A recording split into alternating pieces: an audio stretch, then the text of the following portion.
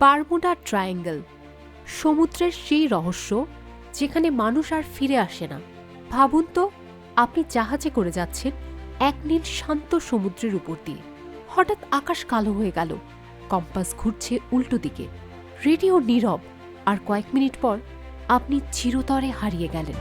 এটাই বারমুডা ট্রায়াঙ্গেলের প্রতিটি ঘটনা, পৃথিবীর সবচেয়ে ভয়ঙ্কর এবং রহস্যময় জায়গা, যেখানে শত শত জাহাজ আর বিমান অদৃশ্য হয়ে গেছে কোনো কারণ ছাড়াই।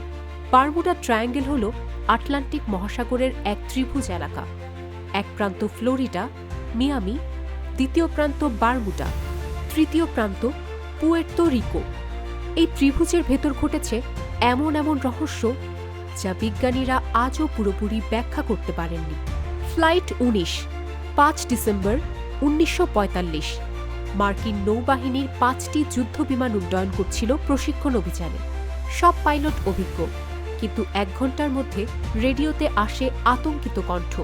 আমাদের কম্পাস কাজ করছে না, আমরা দিক হারিয়ে ফেলেছি। আমাদের কম্পাস কাজ করছে না, আমরা দিক হারিয়ে ফেলেছি। তারপর নীরবতা। বিমানগুলো চিরতরে হারিয়ে গেল বারমুডা ট্রায়াঙ্গেলে। সাথে সাথে উদ্ধার করতে পাঠানো হয় আরেকটি বিমান। সেই বিমানটিও আর ফিরে আসেনি। মানুষ শূন্য জাহাজ। ১৮৭২ সালের ঘটনা। মেরি সেলেন্ট নামে এক জাহাজ আটলান্টিকের মাঝখানে হঠাৎ ভেসে থাকতে দেখা যায়। জাহাজের কোনো ক্ষয়ক্ষতি হয়নি, সবকিছু ঠিকঠাক, খাবার, পানি, কাগজপত্র সব আছে, কিন্তু একজন মানুষও নেই। ক্যাপ্টেন, ক্রু সবাই উধাও। এরপর থেকে অগণিত জাহাজ, যেমন ইউএসএস সাইক্লোপস, ক্যারল এ ডিয়ারিং, সবাই একইভাবে হারিয়ে গেছে। বিজ্ঞান নাকি অতিপ্রাকৃত? কেউ বলে এটা মিথেন গ্যাসের বিস্ফোরণ, কেউ বলে ম্যাগনেটিক ফিল্ডের অস্বাভাবিকতা, যা কম্পাসকে এলোমেলো করে ভুল পথে নিয়ে যায় নাবিক বা পাইলটদের। আবার অনেকেই দাবি করেন এখানে ইউএফও এবং এলিয়েন কার্যক্রম চলে।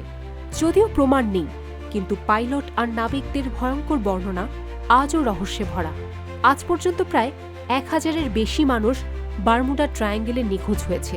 অনেকে বলে এখন প্রযুক্তি উন্নত, তাই দুর্ঘটনা কমে গেছে।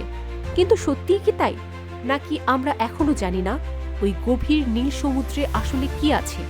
আপনি কি মনে করেন, বারমুডা ট্রায়াঙ্গেল কি শুধু প্রাকৃতিক ঘটনা, নাকি সত্যি ওটা অন্য জগতের প্রবেশদ্বার, নাকি এলিয়েনদের কোনো কার্যক্রম?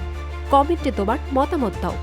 আর এমন রহস্যময় ঘটনার গল্প পেতে ডার্ক লুপ চ্যানেলটি সাবস্ক্রাইব করতে ভুলে যেও না।